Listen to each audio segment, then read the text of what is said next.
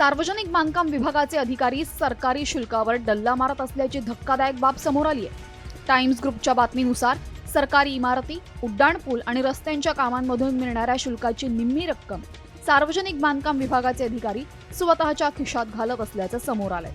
या अधिकाऱ्यांनी सुमारे 12.5 कोटी रुपये आपापसात वाटून घेतल्याची धक्कादायक माहिती उघड झाली आहे.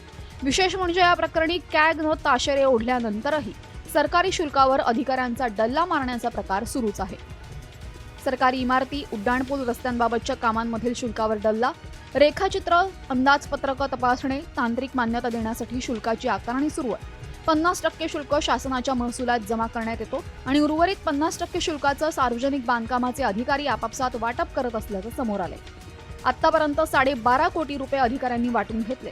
त्यामुळे आता या घोटाळ्याची चौकशी करून संबंधित अधिकाऱ्यांवर कारवाई करण्याची मागणी होतीये.